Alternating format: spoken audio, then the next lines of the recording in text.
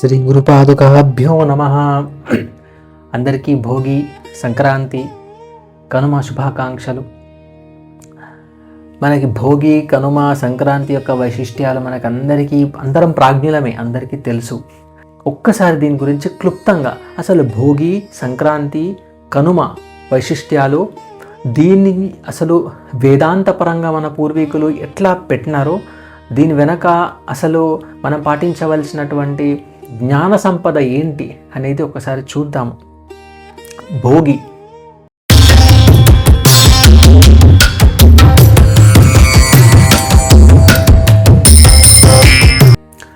భోగి అంటే ఒక అర్థము పాము యొక్క పడగని భోగి అంటారు. ఎట్లా అంటే సంధ్యారంభ విజృంభితం శృతిశిరస్థానాంతరాధిష్ఠితం సప్రేమ భ్రమరాభిరామం అసకృత్ సద్వాసనాశోభితం భోగీంద్రాభరణం సమస్త సుమనో పూజ్యా గుణావిష్కృతం సేవే శ్రీగిరిమల్లికార్జునం మహాలింగం శివాలింగితం అని భగవత్పాద శంకరాచార్యులు శివానందలహరిలో స్వామివారిని కీర్తిస్తారు. భోగీంద్రాభరణం సమస్త సుమనో పూజ్య అని అంటే భోగి అంటే పాము పడగ అని చెప్పుకున్నాం. ఆ పాము పడగ ఇంద్ర అంటే రాజు.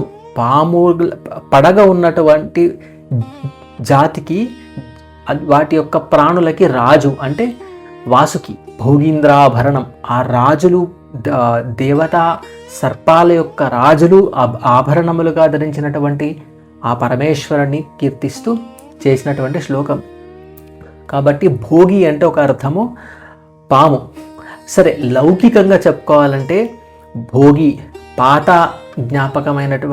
జ్ఞాపకాలు, పాత వస్తువులు అన్నీ కూడా చేర్చి సూర్యోదయ పూర్వం లేచి దాన్ని, ఆ పాత వస్తువులన్నీ సేకరించి మంటలో పెట్టి కాల్చి మనము స్నానం చేసి సూర్యోదయ పూర్వమే లేచి స్నానం చేసి ఆ మంటలో ఇంత పాలు, బియ్యము, కొత్త బియ్యము, కొత్త బెల్లము వేసి వండి దీన్ని సూర్యనారాయణమూర్తికి నైవేద్యంగా ఇస్తారనమాట. ముఖ్యంగా సంక్రాంతి అనేది పంట చేతికి వచ్చినటువంటి కాలం సంబంధించిన పండుగ. పంట చేతికి వస్తుంది. ఇన్నాళ్ళు మనం రైతులు ఎంతో కష్టపడి ఎంతో సాగు చేసి పంటని చేతికి పొందిన తర్వాత ఎంతో సంబరాలు. మనం అంతే కదండి, మన నిత్య జీవితంలో ఎంత కష్టపడి సాధించిన దానికి ఒక్కసారి ఫలం వస్తే అమ్మయ్య అని చెప్పి పార్టీ చేసుకుంటాం, మనం ఎంతో సంబరాలు జరుపుకుంటాం. అట్లాగే రైతన్న కూడా ఇంత కష్టపడ్డందుకు, చేతికి పంట వచ్చినందుకు ఆయన సంబరాలు జరుపుకోవడం ఒకటి కారణం. జరుపుకున్నటువంటి సంబరాలు ఒకటైతే, రెండవది ఇక్కడ మకర సంక్రమణం అని అవుతుంది. కాలంతో మన కార్యక్రమం ఉండేది పూర్వీకుల వరకు. మన నాగరికత ఎప్పుడూ మన పర్యావరణంతో ముడిపడి ఉంటుంది. మనదే కాదు, ప్రాచీనమైనటువంటి ఎన్నో మెసపటోమియన్ అయినా సరే, నేటివ్ ఇండియన్స్ అంటారు, అమెరికన్స్, అమెరికా యొక్క సొంత ఆ భూమి నాగరికతకు చెందిన వాళ్ళని నేటివ్ ఇండియన్స్ అంటారు. వాళ్ళైనా సరే, మళ్ళీ యూరప్ దేశాల్లో పూర్వీకులైనటువంటి వాళ్ళైనా సరే, మన పూర్వ నాగరికత అంతా కూడా పర్యావరణంతో ముడిపడి ఉండేది. ఈ యొక్క మన ప్రకృతి ఎలా స్పందిస్తుందో దాని తగ్గట్టుగా మన పండుగలు, ఆచరణ, మన యొక్క దినచరణ, మన యొక్క ధర్మము ఉండేదన్నమాట. ఇప్పుడు సరే, దీన్ని పర్యావరణానికి సంబంధించినటువంటి పర్యావరణము ఒక పరమేశ్వరుడు పరమేశ్వరి అనేటటువంటి భావనతో బ్రతికిన మనకి ఈ ఆంగ్లేయులు వచ్చి దాని తర్వాత పర్యావరణం అంటే దాన్ని మనము వాడుకోవడము, ఎంత అయితే సాధ్యమో అంత వాడుకోవడమే పర్యావరణము అనేటటువంటి దృక్పథంతో ముందుకు తీసుకెళ్ళిన నాగరికతని మొదలుపెట్టినారు. అది వేరే విషయం. కానీ మన భారతీయ నాగరికత ఇంకా ఎంతో వైభవంగా మనం ఇప్పటికీ ఇంత పండుగలు జరుపుకుంటున్నాము. కొన్ని కోట్ల సంవత్సరాల నుంచి వస్తున్నటువంటి పరంపర, ఈ పండుగలు మనం జరుపుకుంటున్నందుకు సంతోషించాలి.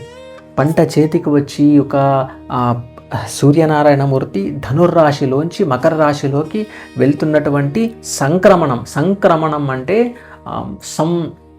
సముం పాదవిక్షేపే అనే ధాతువులోంచి వచ్చింది. సముం పాదవిక్షేపే అనే ధాతువు యొక్క అర్థం ఏంటంటే కదలిక, అడుగు. క్రమణం అంటే కదలిక, దాటడం. పాదవిక్షేపే పాదం వేయడం.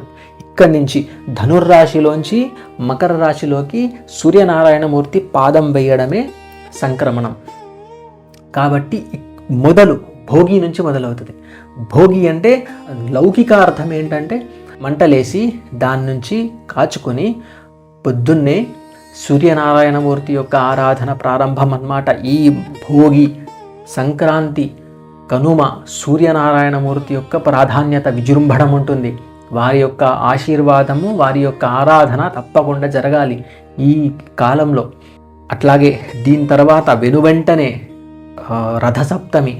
ఆ ఆదిత్యుడు సర్వదేవతాత్మకమైనటువంటి సూర్య భగవానుడు మన ఈ సమయంలో వైభవాన్ని పొందుతాడనమాట. ఎందుకంటే యోగులు, ఆ మహాత్ముల యొక్క పూజలను అందుకొని ఆయన యొక్క వైభవంతో వెలిగిపోతుంటాడు. ఆయన యొక్క వైభవమే ఈ పండుగలు. భోగి అనేది దీనికి నాంది. ఇది లౌకిక కార్యక్రమం. మరి పారమార్థిక కార్యక్రమం ఏంటిదంటే భోగి అంటే పాము పడగ. పాము పడగ అంటే మనము కుండలిని శక్తికి సంకేతం పాము. పాము పడగ లేచింది అంటే కుండలిని శక్తి జాగృతమైంది అని. కుండలిని శక్తి జాగృతమయ్యింది అంటే వాడు యోగి అని. అంటే ఒక్కొక్కటి చక్రం మూలాధారం నుంచి సహస్రారం వరకు ఒక్కొక్కటి వస్తూ బ్రహ్మరంధ్రాన్ని భేదించి ఆ తన యొక్క తేజస్సుని దీంట్లోంచి బయటికి తీస్తాడు. ఇటువైపు మన కదలికను మొదలు కావాలి. అందుకే కాల్చడము, భోగిలో మంటని కాల్చడము అంటే వెలుగుని పొందడము. మన యొక్క ప్రాతకాలము చీకట్లో వెలుగుని పొందడము అంటే జ్ఞానాన్ని పొంది భోగి. ఆ పాము పడగలాగా భోగి అంటే కేవలం భోగమని కాదు. అక్కడ అసలైన అర్థం భోగమని ఒకటి లౌకిక అర్థం. రైతన్న పంటని పూర్తి చేసుకొని చేతికి అందిన తర్వాత కష్టపడిన తర్వాత భోగాన్ని అనుభవించడం అనేది లౌకిక అర్థం. కష్టే ఫలి, కష్టపడు ఆ సుఖాన్ని అనుభవించు. కష్టం ఎందుకు? ఒక కష్టపడే వాడికి ఏది కష్టము కదా. అందుకే లౌకిక అర్థం ఏంటిది? కష్టపడు, భోగాన్ని అనుభవించు. పారమార్థిక అర్థము కష్టపడు. ఎట్లా? భోగి లోపలున్నటువంటి కుండలిని శక్తిని జాగృతం చేసి మెల్లిమెల్లిగా యోగిగా మారి తురియ అవస్థలో పరమేశ్వరుని చేరుకో. భోగి అనేది మొట్టమొదట మూలాధారంలో జాగృతమైనటువంటి కుండలిని శక్తికి సంకేతం.